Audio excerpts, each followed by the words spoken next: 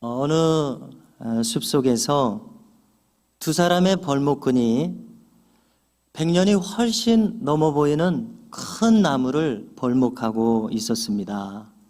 오랜 시간을 들여서 그 나무를 잘라내고 보니까 이 나무 밑둥에 엄청나게 많은 나이테가 있는 겁니다. 나이테를 쭉 살펴보다 보니까 특이한 부분이 발견이 됩니다. 한 5개쯤 되는 연달아 있는 나이테가 다른 나이테들보다 촘촘하게 있는 겁니다. 그리고 그 나이테들 바깥에 있는 나이테들은 그 간격이 넓게 형성되어 있는 겁니다. 바로 이런 모습의 나이테에 대해서 두 사람 중에 한 벌목꾼이 설명을 하기 시작합니다. 아하, 이 나무는 5년 동안 가뭄을 겪었나 보내 그리요. 그 시간 동안 이 나무는 전혀 자라지 못했었구만. 이렇게 말하고요. 그런데 이를 듣던 다른 벌목꾼이 처음에 이분의 설명과는 다른 의견을 내놓습니다. 그래, 물론 이 나무는 가뭄 기간 동안에는 별로 자라지 못했네. 그러나 가뭄 때문에 수분이 부족해졌고 양분이 부족해졌기 때문에 이 나무는 뿌리를 더욱 깊게 내렸어야 했네. 그래서 이렇게 뿌리를 깊게 내리고 보니까 이 나무는 그 전보다 훨씬 더 많이 성장할 조건을 갖추게 되었었네. 그래서 그때의 고난을 이겨냈기에 이 나무는 이와 같은 거목이 될 수 있었던 게 아니겠는가. 여기 5개의 나이테 다음에 생긴 나이테를 보게 이 넓은 간격을 가지는 것은 이 나무가 크게 성장했다는 증거가 아니겠는가. 이렇게 말하는 겁니다. 이것을 듣던 첫 번째 말한 벌목꾼이 말합니다. 아하, 그 5년의 가뭄 기간이 이 나무의 일생에 있어서 참으로 중요한 시기였었겠네. 이렇게 이야기했습니다. 섀도우 랜드라고 하는 영화가 있습니다. 그림자가 들여진 땅이라는 뜻으로 해석이 될 텐데요. 그 의미는 우리가 사는 이 세상은 아직은 희미하다. 보다 분명한 세상은 다음에 확실히 올 것이다. 이러한 우리 기독교 신앙을 담은 제목이라고 생각이 됩니다. 그림자의 나라. 자, 이 영화는 1950년대 실제 생존했었던 인물로서 철학적인 기독교 작가로 유명한 영국 옥스퍼드대의 영문학과 교수를 지내었던 C.S. 루이스의 실화를 다룬 영화입니다. 그는 나니아 연대기라고 하는 동화와 같은 영화가 있는데요. 선악의 대결을 그린 이 판타지 영화의 원작자이기도 하고 또 몇 년 전에 유명했던 반지의 제왕이라고 하는 영화의 원작자인 톨킨과 절친한 사이이기도 했습니다. 루이스는 평소에 독신으로 줄곧 살았지만은 50대 중반이 넘어서서 늦게 연인과 사랑을 하게 되어서 59세에 미국의 여류 시인인 그레이샴이라고 하는 여성과 결혼을 했습니다. 그들은 정말 뒤늦게지만은 깊이 사랑하게 되었었습니다. 그런데 결혼할 당시 아내는 이미 골수암에 걸렸었다는 겁니다. 그래서 안타깝게도 결혼한 지 4년 만에 사별을 하고 말았습니다.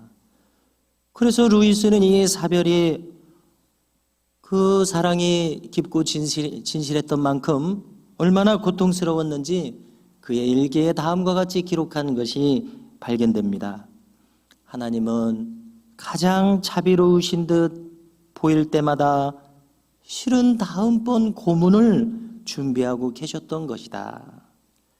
참으로 일생을 살면서 뜻하지 않는 엄청난 비극을 겪을 수 있겠지만은 이 엄청난 비극을 이렇게 고통스러운 문장으로 참 설명하는 것은 참 드물고 특별한 것 같습니다. 하나님은 가장 자비로우신 듯 보일 때마다 실은 다음번 고문을 준비하고 계셨던 것이다. 그의 고통이 여기까지 전달되는 것 같습니다.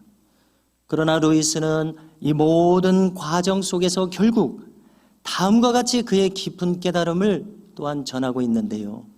그는 많은 청중들에게 연설하는 사람이기도 했습니다. 영화의 한 장면 가운데 그는 청중들을 향해서 이렇게 연설을 합니다. 하나님께서는 우리가 기쁠 때는 우리의 귀에 속삭이시고, 우리가 낙심했을 때에는 양심을 두드리는 잔잔한 말씀으로 다가오시지만, 우리가 고통 중을 지날 때에는 그때 하나님은 우리에게 고함을 지고 계신다는 사실입니다. 고통이란 귀먹어버린 이 세상을 깨우시는 하나님의 메가폰입니다 라고 연설하는 장면이 나옵니다. 고통이란 귀머거리가 되어버린 이 세상을 깨우시는 하나님의 메가폰입니다. 그런가 하면은 또 이런 이야기도 있습니다. 어떤 부부가 아이를 낳았습니다. 그런데 이 아이가 태어나면서부터 뇌성마비를 앓은 채 태어나게 된 겁니다. 신앙에 있었던 이 부부는 참으로 상심했습니다. 우리 가정에 어떻게 이러한 일이 일어나게 하시는가? 그들은 상심한 마음으로 하나님께 기도를 드리게 되었는데, 그 부부는 하나님으로부터 다음과 같은 음성을 듣게 되더라는 겁니다. 하나님은 말씀하시기를, 그동안 나는 이 온 세상을 둘러보다가 이 아이를 아름답게 키울 만한 가정을 찾고 있었는데 바로 너희들을 찾았느니라. 참으로 얼마나 기가 막힌 이야기입니까? 그렇습니다. 우리가 아무리 생각해 보아도 도무지 이해할 수 없는 많은 일들이 우리에게 일어나는 것을 우리는 경험합니다. 어떻게 하나님은 이러한 일을 나에게 허락하실까? 이러한 생각이 들 정도입니다. 참으로 우리로서는 측량할 수 없는 미지의 하나님이 아니실 수 없습니다. 다만 짐작하기는 우리 인간을 향한 이 하나님의 때때로 뼈아픈 마음, 우리를 사랑하시기에 고통스러운 마음, 이것을 우리 인간도 좀 알게 하시려는 그러한 깊은 뜻이 있어서 그렇게 하시는 것이 아니신가, 이렇게 짐작하게 됩니다.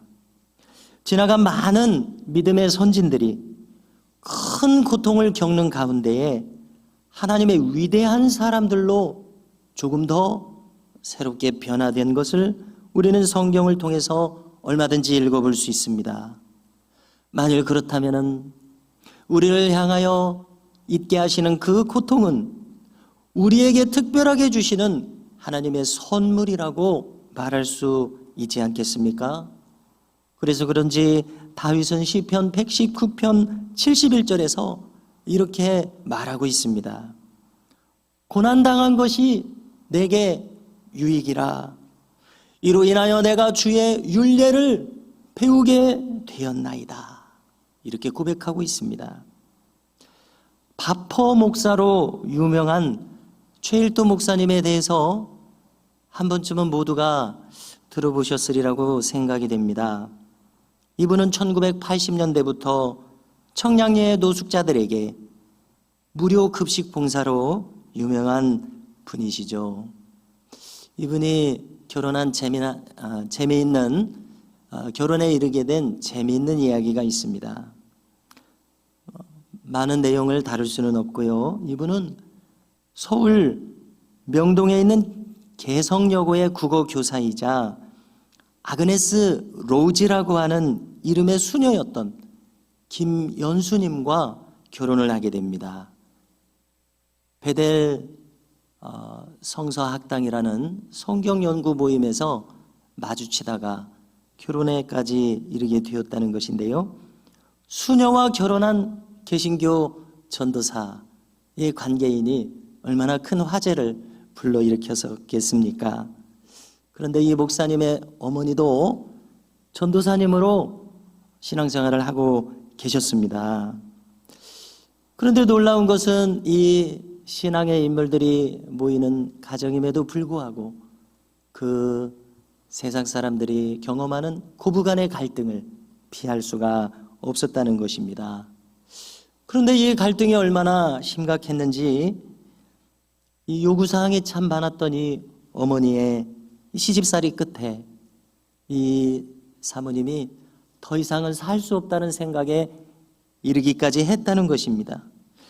그래서 나는 여기서 인생을 정리해야 하나 보다 이런 생각까지 이르게 돼요. 어느 가톨릭 계통의 한 기도원에 들어갔습니다. 거기서 생각을 정리하는 중에 저 산 계곡에 있는 냇물에 다다르게 되었고 조용히 그 냇물을 바라보노라니 졸졸졸 시냇물이 흐르는 가운데 세상에서 이렇게 아름답고 달콤한 음악이 없더라는 것입니다. 그래서 그 소리를 잠잠히 듣고 있다 보니까 어디선가 읽었던 한 경구가 생각나게 되었다는 겁니다. 그 경구는 냇물에서 돌들을 치워버리면은 그 냇물은 더 이상 노래하지 않는다. 이러한 내용입니다. 이러한 말을 떠올리면서 이 사모님은 큰 깨달음을 얻게 되더라는 겁니다. 그렇다. 저 냇물 속에 저 크고 작은 돌들이 없다면은 저 냇물은 노래를 잃어버린다. 그렇구나. 나의 고통도 그와 같으리라. 이것이 없다면 나의 인생은 더 이상 노래할 수 없는 인생이 되리라. 이런 생각에 다다르자 그는 생을 향한 의지가 다시 샘솟더라는 겁니다. 이렇게 해서 산을 내려오게 되었다는 것입니다. 성도 여러분, 오늘 본문의 말씀에 함께 귀를 기울여 보십시오. 아들들에게 권하는 것 같은 권면의 말씀을 전하겠다고 합니다. 내 아들아, 주의 징계하심을 경히 여기지 말며 그에게 꾸지람을 받을 때에 낙심하지 말라. 주께서 그 사랑하시는 자를 징계하시고 그 받아들이시는 아들마다 채찍질 하심이라. 우리가 이 일상생활을 할 때 세상 법에도 과태료라는 것이 있지 않습니까? 가령 운전할 때에 스쿨존을 지나다 보면은 속도를 30km로 줄여야 합니다. 큰 사고를 예방하기 위한 예방 조치지요. 그러나 우리가 무심코 운전하다 보면은 경각심을 가지지 않게 되어 속도 위반을 범하고 맙니다. 그래서 경각심을 가지도록 만들기 위해서 나라에서는 이것을 어긴 사람에게 과태료를 처분하지 않습니까? 요즘 사람들은 참 재미있는 말도 많이 만들어냅니다. 금융치료라는 말이 있더라고요. 범칙금을 받으면은 그 좀 부족한 마음이 치료된다는 뜻이겠죠. 금전적 손해를 다시 봐서는 안 되겠다는 의식이 각인되도록 만드는 겁니다. 그렇습니다. 일종의 징계입니다. 우리가 이 도덕적인 신앙적인 의식이 부족하거나 없기에 우리가 그릇된 선택과 행동을 종종 합니다. 그래서 징계란 잘 고쳐지지 않는 마음에 대해서 경각심을 일으키는 겁니다. 의식의 전환을 만들어내는 그러한 역할입니다. 그래서 그 범칙금이 없으면은요, 그것이 나에게 쌓이고 쌓이지 않으면 속도를 준수해야 되겠다는 의식은 평생 가야 생기기 어려울지도 모릅니다. 징계는 이와 같습니다. 나에 대해서 옆집 아저씨라고 한번 생각해 보십시오. 내가 좀 눈에 성가신 행동을 했습니다. 잘못된 행동을 했습니다. 옆집 아저씨라면은 나한테 아무 말도 하지 않을 것입니다. 그러한 책임도 없고 그러한 말도 당연히 하지 않을 것입니다. 그러나 나의 아버지라면 어떻게 하시겠습니까? 나의 아버지는 나를 고쳐서 바른 사람이 되게 하시고 쓸만한 사람이 되게 하시려는 사랑하는 마음이 있으시니까 그것을 그냥 지나칠 수 없습니다. 훈계를 합니다. 때로는 꾸지람도 하십니다. 그래도 말을 듣지 않으면 이렇게 해서는 아니 되겠다. 매를 대기까지 하시는 것이 바로 나의 아버지십니다. 이것이 바로 아들을 참으로 생각하는 아버지의 마음입니다. 오늘 말씀 8절을 들어보십시오. 징계는 다 받는 것이거늘 너희에게 없으면 너희는 사생자요 친아들이 아니니라. 자식을 고쳐서 정말 바르게 만들어야겠다. 이런 마음이 없다면 그는 친아버지가 아니겠다는 겁니다. 또 그 아들은 친아들이 아니니까 내버려 둘 거라는 겁니다. 사생자요 내 아들이 아니니 어떻게 되든 상관이 없는 겁니다. 책임감이 없는 겁니다. 그러나 하나님은 우리를 향해서 어떤 마음이시겠습니까? 하나님은 그야말로 우리를 지으신 참 아버지이십니다. 어쩌면 우리의 친부보다도 우리를 더 잘 아시고 우리를 더 깊이 사랑하시는 것이 곧 하나님 아니시겠습니까? 정말 그러리라 생각합니다. 이를 알게 하는 말씀이 이사야서 49장 15절에 나오고 있습니다. 한번 들어보십시오. 여인이 어찌 그 젖먹는 자식을 잊겠으며 자기 태에서 난 아들을 긍휼히 여기지 않겠느냐. 옳습니다. 자기 자식을 잊어버리는 어머니가 어디 있겠습니까? 그런데 이어지는 말씀을 들어보십시오.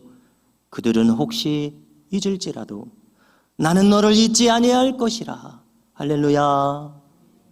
이사야 선지자를 통해서 하나님은 우리가 우리를 직접 낳으신 부모님보다도 실은 더 크고 깊은 사랑을 가지고 계심을 밝히 말씀하여 주십니다. 우리는 우리를 향하여 이 마음을 품으신 하나님을 믿어야 할 것입니다. 신뢰해야 할 것입니다. 나를 이처럼 사랑하신다는 것을 잊어서는 아니 되겠습니다. 어떤 목사님의 유학생활 동안 경험했던 간증을 인상 깊게 기억하고 있습니다. 이 목사님은 프린스턴 신학대학에서 공부를 하실 때에 여름방학이 되자 나도 한번 진지하게 힘든 노동을 한번 경험해 봐야 되겠다. 이런 마음을 가지시고 또 그렇게 해서 용돈도 좀 벌어야 되겠다. 이런 마음을 가지시는 중에 주변에 있는 성도님들 중에서 어떤 장로님에게 부탁을 했더니 일종의 제철소와 같은 그런 큰 공장을 소개해 주시더라는 겁니다. 힘든 노동을 경험해 봐야 되겠다고 생각을 했더니 정말로 힘든 노동을 하는 곳을 소개를 시켜주셨는데요. 거기에는 무려 40톤이나 되는 큰 해머, 말하자면 망치 아닙니까? 40톤이나 되는 큰 해머가 있는 그 제철 재련소였다는 겁니다. 그래서 그 엄청난 쇳덩이가 쿵 하고 내리치면서 기차 바퀴를 찍어내더라는 겁니다. 그리고 저 우주를 향해 쏘아 올리는 로켓티에 견고한 링을 만들어내더라는 겁니다. 얼마나 그 내리치는 소리가 큰지 인간의 귀가 감당할 수 없는 소음이기에 모두가 다 이 귀마개를 하고서 일을 하더라는 겁니다. 심지어 어느 정도인가 하면 그 공장에서 차를 타고 30분 거리면은 몇 킬로입니까? 너무나 시끄러워서 그 안에는 집을 짓고 살 수가 없을 정도라는 겁니다. 참 큰 나라는 이렇게 규모가 참 다른 것을 알 수가 있습니다. 이렇게 큰 망치가 있는데 이 망치로 쇠를 내리치고 또 내리치고 하루 종일 또 내리치게 되면 다음과 같은 현상이 일어난다는 겁니다.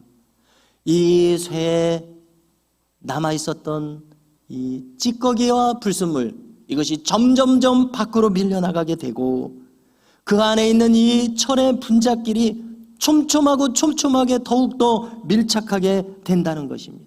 가까이 밀착되어서 아주 단단한 쇠가 만들어지더라는 것입니다. 그렇습니다. 바로 이와 같습니다. 우리 주변에 어떤 신앙인이 아주 견실한 모습으로 우리에게 느껴지십니까? 흔들림이 없는 모습으로 혹 느껴지십니까? 그렇다면 이분은 많이도 하나님으로부터 이 연단의 매를 맞은 것이 아니겠는가 생각되는 것입니다. 참 죄송한 말씀이 되겠습니다마는 시편 1편의 한 구절이 떠오릅니다.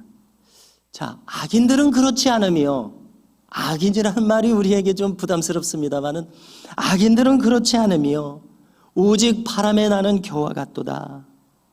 그 사람이 가벼운 사람이라면 조금만 바람이 불어도 저리 날아가 버릴 것이라는 겁니다.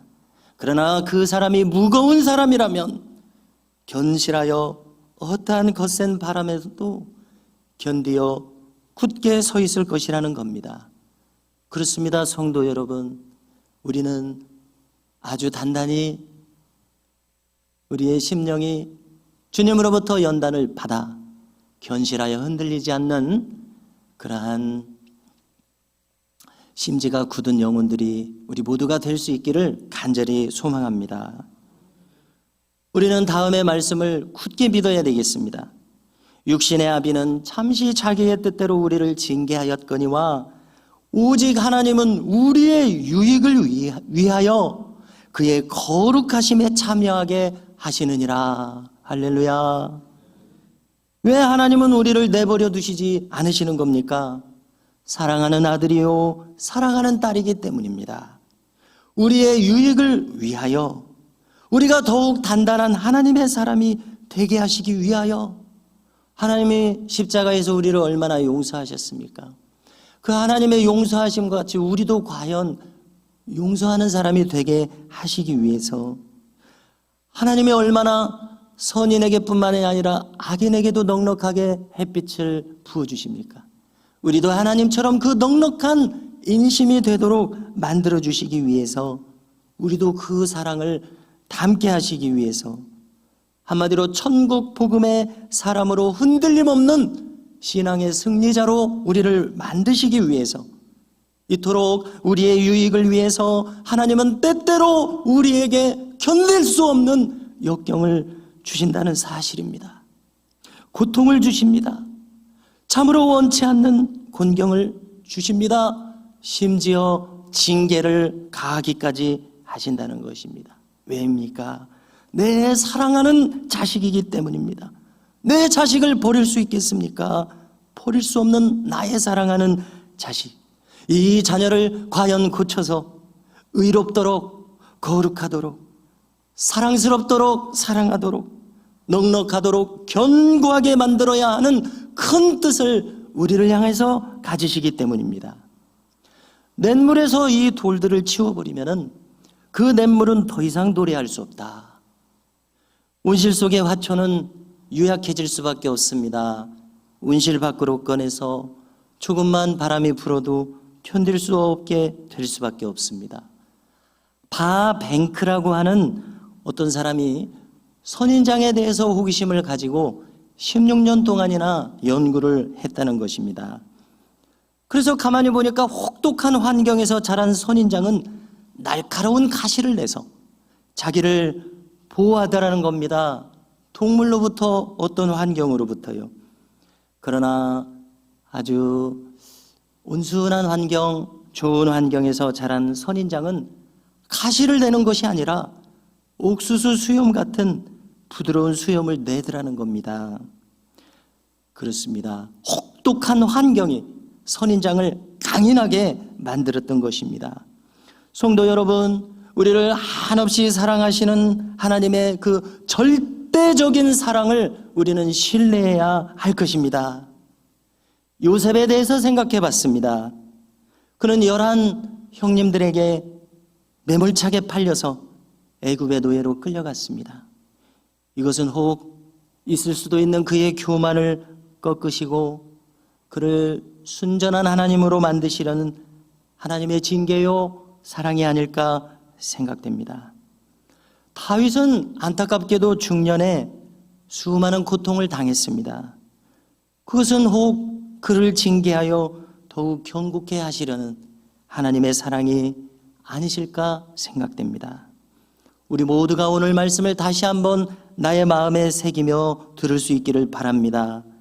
내 아들아, 주의 징계하심을 경히 여기지 말며 그에게 꾸지람을 받을 때에 낙심하지 말라. 주께서 그 사랑하시는 자를 징계하시고 그가 받아들이시는 아들마다 채찍질 하심이라. 아멘.